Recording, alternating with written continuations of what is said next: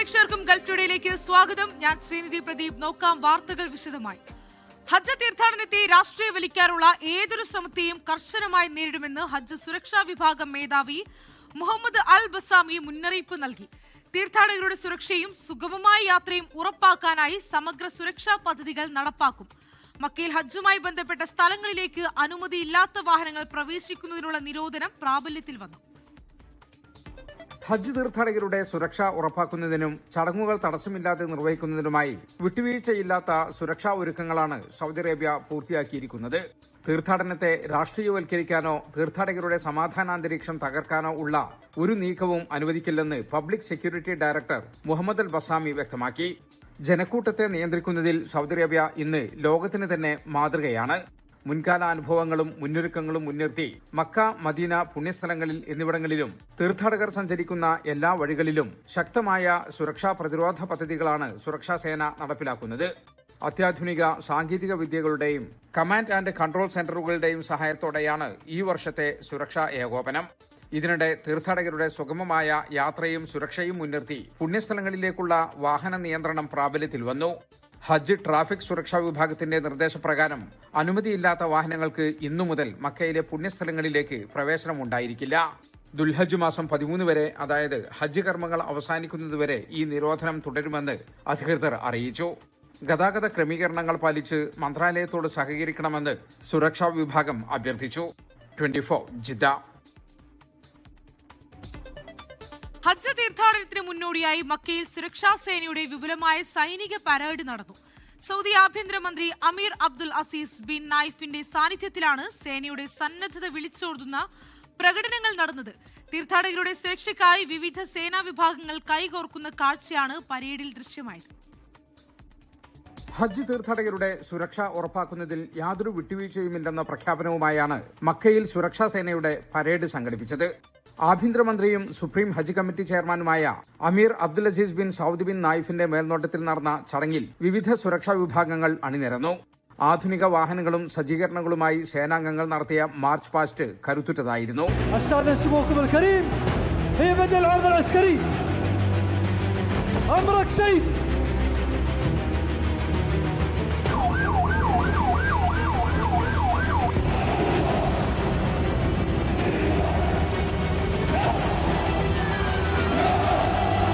ഏതൊരു അടിയന്തര സാഹചര്യത്തെയും നേരിടാൻ സേനാംഗങ്ങൾ എത്രത്തോളം പ്രാപ്തരാണെന്ന് തെളിയിക്കുന്ന മോക്ക് ഡ്രില്ലുകളും പരേഡിന്റെ ഭാഗമായി നടന്നു. തീർത്ഥാടകർക്ക് സുഗമമായി കർമ്മങ്ങൾ നിർവഹിക്കാനുള്ള സാഹചര്യം ഒരുക്കുന്നതിനായി വിവിധ സുരക്ഷാ വിഭാഗങ്ങൾ തമ്മിലുള്ള ഏകോപനം പരേഡിൽ പ്രകടമായി. അത്യാധുനിക സാങ്കേതിക വിദ്യകളും ആയുധങ്ങളും ഉൾപ്പെടുത്തിക്കൊണ്ടുള്ള പ്രവർത്തന പദ്ധതിയുടെ ഭാഗമായാണ് ഈ പ്രദർശനം. ഹജ്ജ് സീസൺ സുരക്ഷിതമാക്കാൻ സുരക്ഷാ സേന പൂർണ്ണ സജ്ജമാണെന്ന ഉറപ്പോടെയാണ് മക്കയിൽ പരേഡ് സമാപിച്ചത്. 24 ജിദ്ദ. സൗദി ഭരണാധികാരി സൽമാൻ രാജാവിന്റെ പ്രത്യേക അതിഥികളായുള്ള മുഴുവൻ ഹജ്ജ് തീർത്ഥാടകരും വിശുദ്ധ നഗരമായ മക്കയിൽ എത്തിച്ചേർന്നു. ലോകത്തെ 104 രാജ്യങ്ങളിൽ നിന്നായി 2500 തീർത്ഥാടകരാണ് ഈ പദ്ധതി പ്രകാരം ഇത്തവണ ഹജ്ജ് കർമ്മങ്ങൾ നിർവഹിക്കാനെത്തിയത്. ആഫ്രിക്കൻ രാജ്യമായ ലബേരിയയിൽ നിന്നുള്ള 200 പേരും ഈ സംഘത്തിലുണ്ട്. തീർത്ഥാടകർക്ക് ആവശ്യമായ താമസം, ഭക്ഷണം, മികച്ച മെഡിക്കൽ ക്ലിനിക്കുകൾ എന്നിവയെല്ലാം സൗദി ഇസ്ലാമിക കാര്യ മന്ത്രാലയം മക്കയിൽ സജ്ജീകരിച്ചിട്ടുണ്ട്. സൽമാൻ രാജാവിന്റെയും കിരീടാവകാശി പ്രിൻസ് മുഹമ്മദ് ബിൻ സൽമാന്റെയും നേരിട്ടുള്ള മേൽനോട്ടത്തിലാണ് തീർത്ഥാടകർക്കായി വിപുലമായ ക്രമീകരണങ്ങൾ ഒരുക്കിയിട്ടുള്ളത്. 150 കോടി ദിർഹത്തിന്റെ സാമ്പത്തിക പാക്കേജ് പ്രഖ്യാപിച്ച് ദുബായ് കിരീടാവകാശി ഷെയ്ഖ് ഹംദാൻ. വിവിധ തൊഴിൽ മേഖലകളിൽ സംരക്ഷിക്കാനാണ് പ്രത്യേക പാക്കേജ് പ്രഖ്യാപിച്ചത്. കഴിഞ്ഞ മാസം 100 കോടി ദിർഹത്തിന്റെ പാക്കേജും പ്രഖ്യാപിച്ചിരുന്നു. പശ്ചിമേഷ്യൻ സംഘർഷത്തിൽ നിന്ന് കരകയറാൻ ശ്രമിക്കുന്ന ദുബായിക്ക് കരുത്തേകുന്നതാണ് ഷെയ്ഖ് ഹംദാന്റെ പുതിയ പ്രഖ്യാപനം. സാമ്പത്തിക സ്ഥിരത ഊട്ടിയുറപ്പിക്കലാണ് പ്രഖ്യാപനത്തിന്റെ ലക്ഷ്യം. 33 ഇടങ്ങളിലായി അടുത്ത വർഷം 250 കോടി ദിർഹമാണ് ചെലവഴിക്കുക.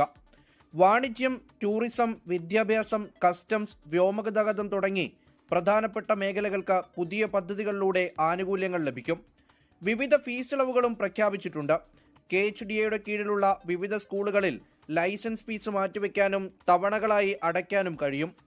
ദുബായ് കൾച്ചറൽ ആൻഡ് ആർട്സ് അതോറിറ്റിയുടെ കീഴിൽ പ്രവർത്തിക്കുന്ന എല്ലാ സ്ഥാപനങ്ങൾക്കും വാടകയും സാമ്പത്തിക ബാധ്യതയും മാറ്റിവെക്കുന്നതിന് സൗകര്യമൊരുക്കിയിട്ടുണ്ട്. ടൂറിസം ദിർഹം, ഹോട്ടൽ മുറികളുടെയും റെസ്റ്റോറന്റുകളുടെയും വിൽപ്പന ഫീസ്, ഹോളിഡേ ഹോമുകൾക്കുള്ള പെർമിറ്റ്, ലൈസൻസ് ഫീസുകൾ, ഇവന്റ് പെർമിറ്റ് ഫീസ്, എക്സിബിഷനുകൾ, കോൺഫറൻസുകൾ എന്നിവയ്ക്കുള്ള ഫീസ് തുടങ്ങിയവയിലും ഇളവുണ്ടാകും. ദുബായ് മുനിസിപ്പാലിറ്റിക്ക് കീഴിലുള്ള നിർമ്മാണ പദ്ധതികളുടെ ബിൽഡിംഗ് പെർമിറ്റുകൾക്കുള്ള കാലാവധി നീട്ടി നൽകാനും തീരുമാനമായി. 24 ദുബായ്. ദുബായിലെ സ്വകാര്യ സ്കൂളുകളിൽ ഉടൻ ഫീസ് വർധന ഉണ്ടാകില്ല. അടുത്ത വർഷം വരെ ഫീസ് കൂട്ടരുതെന്ന് KHDA ഉത്തരവിട്ടു. ദുബായ് ഭരണാധികാരി ഷെയ്ഖ് ഹംദാൻ പ്രത്യേക പാക്കേജ് പ്രഖ്യാപിച്ചതിനു പിന്നാലെയാണ് തീരുമാനം. നോളജ് ആൻഡ് ഡെവലപ്മെന്റ് അതോറിറ്റിയുടെ സുപ്രധാന യോഗത്തിന് ശേഷമാണ് സ്കൂൾ ഫീസുമായി ബന്ധപ്പെട്ട് നിർണായക തീരുമാനമുണ്ടായിരിക്കുന്നത്. പശ്ചിമേഷ്യൻ സംഘർഷത്തിന്റെ പശ്ചാത്തലത്തിൽ സ്വകാര്യ സ്കൂൾ ഫീസുകളിൽ വർധനവുണ്ടാകരുതെന്നും കുടുംബങ്ങൾക്ക് ആശ്വാസമേകുന്ന തീരുമാനങ്ങൾ ഉണ്ടാകണമെന്നും ദുബായ് കിരീടാവകാശി ഷെയ്ഖ് ഹംദാൻ ബിൻ റാഷിദ് അൽ മഖ്തൂം നിർദ്ദേശിച്ചിരുന്നു. പിന്നാലെ ഷെയ്ഖ് ഹംദാന്റെ 100 ബില്യൺ ദിർഹത്തിന്റെ പ്രത്യേക പാക്കേജ് പ്രഖ്യാപനവും KHDAയുടെ തീരുമാനത്തിന് പിന്നിലുണ്ട്. കുടുംബങ്ങളെ പിന്തുണയ്ക്കുന്നതിലും സ്വകാര്യ വിദ്യാഭ്യാസ മേഖലയിലെ സ്ഥിരത നിലനിർത്തുന്നതിലുമുള്ള ദുബായിയുടെ തുടർച്ചയായ ശ്രദ്ധയുടെ ഭാഗമായാണ് തീരുമാനമെന്ന് KHDA വ്യക്തമാക്കി. ഷെയ്ഖ് ഹംദാന്റെ പ്രത്യേക സാമ്പത്തിക പാക്കേജ് പ്രകാരം പ്രൈവറ്റ് സ്കൂളുകളുടെ ലൈസൻസ് ഫീസ് മാറ്റിവെക്കാനോ തവണകളായി അടയ്ക്കാനോ സാധിക്കും. പിഴത്തുകകളുടെ കാലാവധിയും നീട്ടിയിട്ടുണ്ട്. ചെറിയ കുട്ടികളുടെ നഴ്സറികൾ പോലെയുള്ള സ്ഥാപനങ്ങളെ ലൈസൻസ് പുതുക്കൽ ഫീസിൽ നിന്നും പിഴത്തുകയിൽ നിന്നും ഒഴിവാക്കിയിട്ടുണ്ട്. ഗ്യാരണ്ടി ഇൻഷുറൻസ് ആവശ്യകതയിലെ ഇളവുകൾ ഉൾപ്പെടെ മറ്റ് ആനുകൂല്യങ്ങളും സ്വകാര്യ വിദ്യാഭ്യാസ സ്ഥാപനങ്ങൾക്ക് ലഭിക്കും. അടുത്ത വർഷങ്ങളിൽ സ്കൂളുകളുടെ എണ്ണത്തിൽ വർധനവുണ്ടാകുമെന്നും KHDA അറിയിച്ചു. 24 ദുബായ്. ദുബായിൽ വാഹനങ്ങളുടെ പാർക്കിംഗ് നിരക്കും ടോൾ നിരക്കും വർദ്ധിക്കും. പാർക്കിങ്ങിനും ടോളിനും 5% വാറ്റ് ഏർപ്പെടുത്താൻ തീരുമാനിച്ചു. എന്നാൽ ബലിപ്പെരുന്നാളോടനുബന്ധിച്ച് ദുബായ് നഗരത്തിൽ 5 ദിവസത്തെ സൗജന്യ വാഹന പാർക്കിംഗും പ്രഖ്യാപിച്ചു. ദുബായിലെ ഏറ്റവും പ്രധാനപ്പെട്ട പാർക്കിംഗ് ഓപ്പറേറ്റർമാരായ പാർക്കിൻ ആണ് എല്ലാ സേവനങ്ങൾക്കും മൂല്യവർദ്ധിത നികുതി ഏർപ്പെടുത്തുന്നതായി പ്രഖ്യാപിച്ചത്. 5% വാറ്റ് ഏർപ്പെടുത്തുന്നതോടെ പാർക്കിങ്ങിനും ടോളിനും അധികം പണം നൽകേണ്ടി വരും. ജൂൺ 1 മുതൽ നികുതി പ്രാബല്യത്തിൽ വരും. പാർക്കിൻ മീറ്ററുകൾ വഴി പണമിടപാടുകൾ നടത്തുന്നതും മെയ് 31 അവസാനിക്കും. അതേസമയം പെരുന്നാളിനോടനുബന്ധിച്ച് 5 ദിവസത്തെ സൗജന്യ പാർക്കിംഗ് ഏർപ്പെടുത്തിയിട്ടുണ്ട്. മെയ് 25 തിങ്കളാഴ്ച മുതൽ 29 വെള്ളിയാഴ്ച വരെ ദുബായ് നഗരത്തിലെ വാഹന പാർക്കിംഗ് സൗജന്യമായിരിക്കും. മെയ് 24 ഞായറാഴ്ച ആയതിനാൽ 6 ദിവസം നഗരത്തിൽ സൗജന്യ വാഹന പാർക്കിംഗ് ലഭിക്കും. എന്നാൽ അവധി ദിനങ്ങളിൽ ഉൾപ്പെടെ പാർക്കിംഗ് ഈടാക്കുന്ന ചിലയിടങ്ങളിൽ ഈ ദിവസങ്ങളിലും പണം നൽകേണ്ടി വരും. മെട്രോ സർവീസിന്റെ സമയം പ്രഖ്യാപിച്ചു. ഞായർ, തിങ്കൾ ദിവസങ്ങളിൽ പുലർച്ചെ 1 മണിവരെ മെട്രോ സർവീസ് ഉണ്ടാകും. ട്രാം സർവീസും കൂടുതൽ നേരമുണ്ടാകുമെന്ന് RTA വ്യക്തമാക്കി. RTAയുടെ കസ്റ്റമർ സേവന കേന്ദ്രങ്ങൾക്ക് അവധിയായിരിക്കുമെന്നും സ്മാർട്ട് കിയോസ്കുകളും ഓൺലൈൻ സേവനങ്ങളും പ്രയോജനപ്പെടുത്തണമെന്നും RTA അറിയിച്ചു. ചില റൂട്ടുകളിൽ മാറ്റമുണ്ടാകുമെങ്കിലും സർവീസുകളുടെ എണ്ണം വർദ്ധിപ്പിച്ചിട്ടുണ്ട്. 24 ദുബായ്. അഭയം നഷ്ടപ്പെട്ട മാനസിക വെല്ലുവിളികൾ നേരിടുന്നവരും രോഗികളുമായ മനുഷ്യർക്ക് തണലൊരുക്കുകയാണ് സൗദി അറേബ്യയിലെ ദാറഗും എന്ന സ്ഥാപനം. മാനസിക പരിചരണത്തിനും പുനരധിവാസത്തിനുമായി നടക്കുന്ന ഈ വഖഫ് സ്ഥാപനം ഇപ്പോൾ ഇന്ത്യക്കാർ ഉൾപ്പെടെ വിവിധ രാജ്യങ്ങളിലുള്ളവർക്ക് അഭയം നൽകുന്നുണ്ട്. അത്യാധുനിക ചികിത്സയും താമസ സൗകര്യവും നൽകി ഇവരെ സമൂഹത്തിന്റെ മുഖ്യധാരയിലേക്ക് തിരികെ എത്തിക്കുകയാണ് ലക്ഷ്യം. ആരും നോക്കാനില്ലാത്തവർക്ക് അഭയം നൽകി ശ്രദ്ധേയമാകുകയാണ് സൗദിയിലെ വഖഫ് ദാറഖും എന്ന സ്ഥാപനം. തെരുവുകളിലും പാർക്കുകളിലും അലയുന്നവരെയും സാമ്പത്തികമായി തകർന്ന കുടുംബങ്ങളിലെ മാനസിക രോഗികളെയും കണ്ടെത്തി അന്തസ്സുള്ള ജീവിതം ഉറപ്പാക്കുകയാണ് സ്ഥാപനം ചെയ്യുന്നത്. സർക്കാർ ആശുപത്രികളും പോലീസും നിർദ്ദേശിക്കുന്നവരാണ് അന്തേവാസികളിൽ കൂടുതലും. ഇവർക്ക് സുരക്ഷിതമായ താമസവും ഭക്ഷണവും നൽകുന്നതിനൊപ്പം കൃത്യമായ മാനസിക, സാമൂഹിക, തൊഴിലധിഷ്ഠിത പരിശീലനങ്ങളും നൽകുന്നതായി വഖഫ് ദാറഖും CEO മാലിക് മുഹമ്മദ് ഈസ പറഞ്ഞു. വഖഫ് ദാറഖും هو وقف خيري أنشئ عام 2018. الهدف منه استقبال أي مريض نفسي فاقد للمأوى يتقدم له الخدمات الرعاية والإيواء والإعاشة والخدمات الطبية من خلال تقديم الخدمات من المستشفيات الحكومية. طبعا الوقف لا يشترط جنسية معينة. الوقف يأخذ أي جنسية سعودي أو غير سعودي. ജിദ്ദയിലുള്ള പ്രധാന കേന്ദ്രത്തിൽ മാത്രം വിവിധ രാജ്യക്കാരായ 250ഓളം അന്തേവാസികളുണ്ട്. സക്കാത്ത്, ചാരിറ്റി തുടങ്ങിയവ വഴിയാണ് നടത്തിപ്പിനുള്ള ഫണ്ട് പ്രധാനമായും കണ്ടെത്തുന്നത്. മികച്ച ചികിത്സയും കൌൺസിലിംഗും നൽകി പൂർണ്ണ ആരോഗ്യവാനാണെന്ന് ഉറപ്പുവരുത്തിയ ശേഷം ഇവരെ ഏറ്റെടുക്കാൻ താൽപര്യമുള്ള കുടുംബങ്ങൾക്ക് കൈമാറും. We analyze them like A, B, C, D with these conditions, and we have to follow up with each one. So if one needs a follow up every day, then we have to put these patients at the top priorities. If no, then we can put them in the back. It's basically for patients whose families cannot keep them with them, house them, and so they bring them here to give them a place where their needs are fulfilled and they're taken care of. ഒരു വ്യക്തിയുടെ ചികിത്സയും താമസവും ഉൾപ്പെടെ മാസം 8,000-ഓളം റിയാൽ ചിലവ് വരും. ഭാവിയിൽ കൂടുതൽ പേരെ ഉൾക്കൊള്ളാൻ തക്കവണ്ണം രാജ്യത്തിന്റെ വിവിധ ഭാഗങ്ങളിലേക്ക് സേവനം വിപുലീകരിക്കാനുള്ള ഒരുക്കത്തിലാണ് ഈ കാരുണ്യ കേന്ദ്രം. ജലീൽ കണ്ണമംഗലം, 24 ജിദ്ദ. ഹോർമുസ് തുറക്കുന്നതിൽ അമേരിക്കയും ഇറാനും തമ്മിൽ കരാറിലെത്താനുള്ള സാധ്യത 50% മാത്രമാണെന്ന് UAE പ്രസിഡന്റിന്റെ നയതന്ത്ര ഉപദേഷ്ടാവ് അൻവർ ഗർഗാഷ്. ഇരു രാജ്യങ്ങളും തമ്മിൽ ഇനി യുദ്ധമുണ്ടായാൽ ഗൾഫ് മേഖലയുടെ സ്ഥിരതയെ നശിപ്പിക്കുമെന്നും അദ്ദേഹം പറഞ്ഞു. കഴിഞ്ഞ വർഷങ്ങൾക്കിടയിൽ അമേരിക്കയുമായി രമ്യതയിലെത്താനുള്ള പല അവസരങ്ങളും ഇറാൻ കളഞ്ഞുകുളിച്ചു. ഇത്തവണ അങ്ങനെ ഉണ്ടാകില്ലെന്ന് പ്രതീക്ഷിക്കുന്നു. ഇറാന്റെ ആണവായുധ പദ്ധതികൾ UAEയുടെ പ്രഥമ ആശങ്കയാണെന്നും ഹോർമുസ് ഉടൻ തുറക്കണമെന്നും അദ്ദേഹം ആവശ്യപ്പെട്ടു.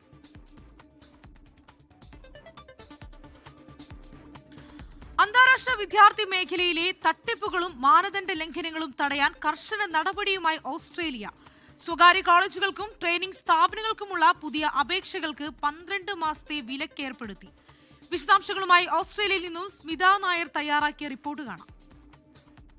ഓസ്ട്രേലിയയിൽ ഇന്റർനാഷണൽ സ്റ്റുഡൻസിനെ ലക്ഷ്യമിട്ടുള്ള സ്വകാര്യ കോളേജുകളുടെയും ട്രെയിനിംഗ് സ്ഥാപനങ്ങളുടെയും പുതിയ അപേക്ഷകൾക്ക് ഫെഡറൽ സർക്കാർ 12 മാസത്തെ താൽക്കാലിക വിലക്ക് ഏർപ്പെടുത്തി.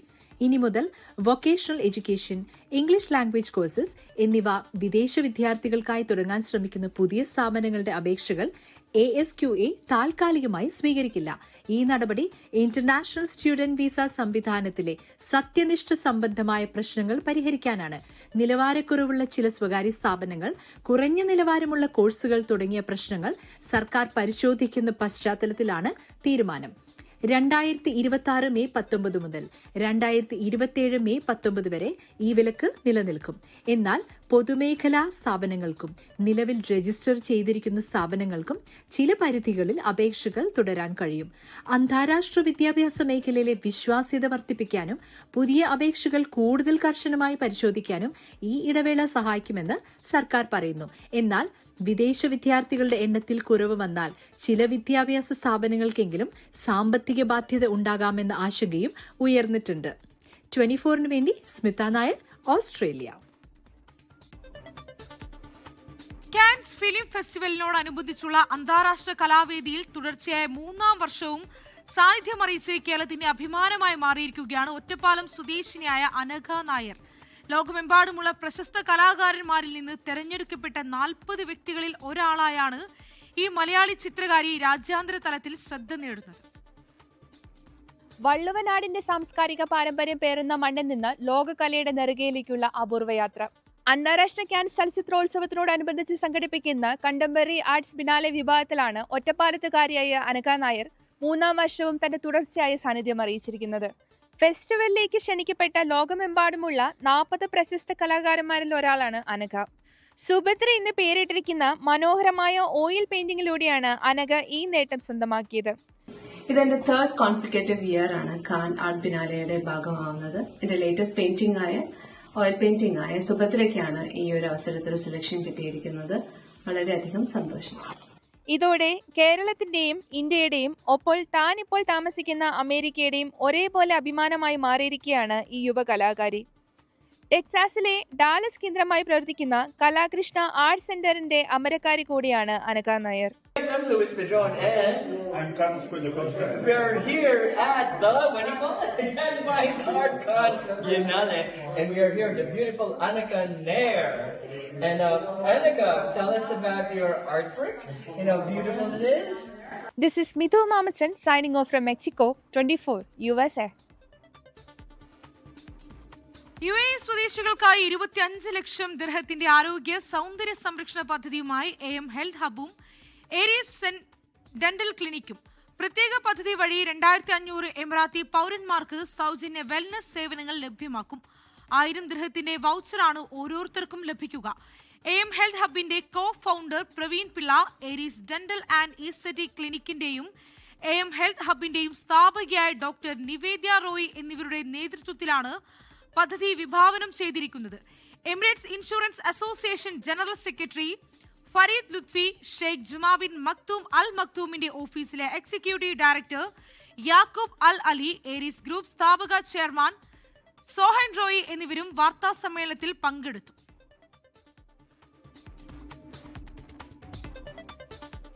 അവസാന യാത്രയിലും 2 പേർക്ക് ജീവൻ പകുത്തു നൽകിയ ഒരമ്മയുടെ കഥയാണിനി. തൃശൂർ ഗുരുവായൂർ കോട്ടപ്പടി സ്വദേശി ജസീന്ത കഴിഞ്ഞ ദിവസമാണ് ഈ ലോകത്തോട് വിട പറഞ്ഞത്. ജസീന്തയുടെ വൃക്കകളും കരളും ഇനി 2 പേർക്ക് ജീവന്റെ തുടിപ്പേകും. ദുബായിൽ സന്ദർശക വിസയിൽ കഴിയവെയായിരുന്നു വിയോഗം.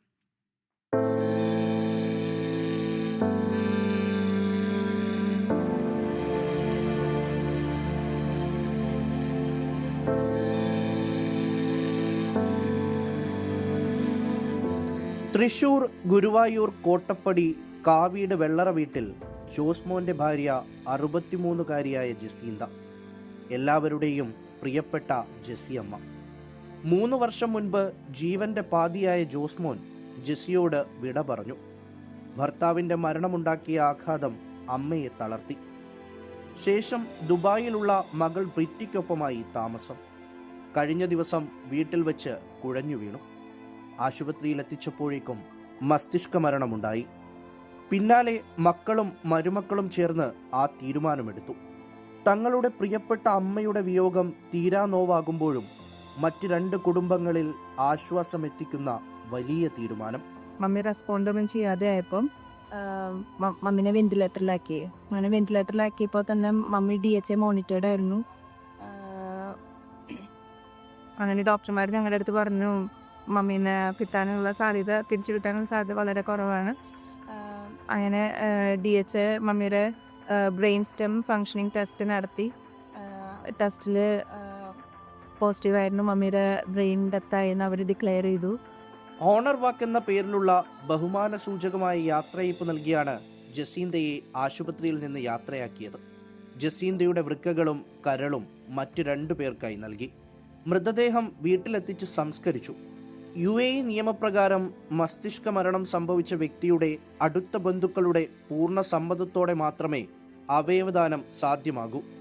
മരണാനന്തരം അവയവങ്ങൾ ദാനം ചെയ്യാൻ താൽപ്പര്യമുള്ള ഏതൊരാൾക്കും ഹയാത്ത് ആപ്പിലോ വെബ്സൈറ്റിലോ മുൻകൂട്ടി രജിസ്റ്റർ ചെയ്യാൻ അവസരമുണ്ട്. സന്ദർശക വിസയിലെത്തി ഒരു മലയാളി അവയവദാനം നടത്തുന്നതും അപൂർവമാണ്.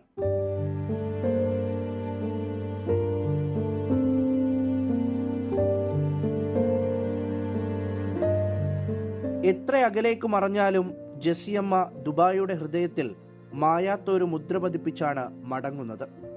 എക്കാലവും തിളങ്ങി നിൽക്കുന്ന മുദ്ര.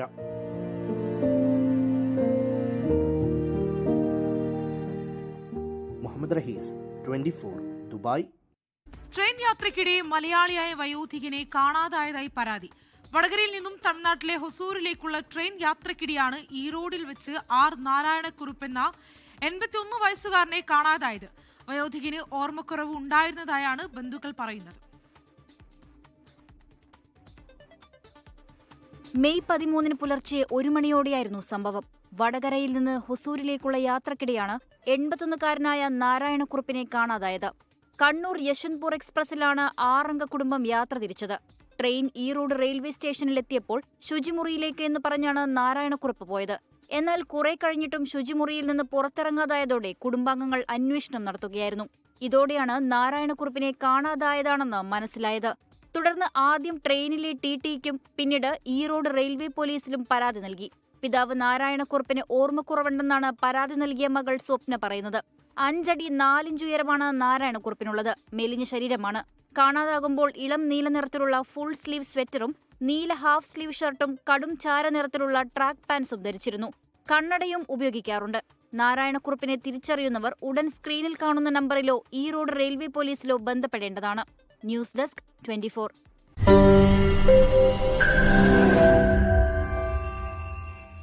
ലോകത്തെവിടെയായാലും ഏത് സമയത്തും 24 വാർത്തകളും ഓഗ്മെന്റഡ് റിയാലിറ്റി പാക്കേജുകളും എക്സ്പ്ലെയിനറുകളും വിശദമായി കാണാൻ ഞങ്ങളുടെ യൂട്യൂബ് ചാനൽ നിങ്ങൾക്ക് സബ്സ്ക്രൈബ് ചെയ്യാം.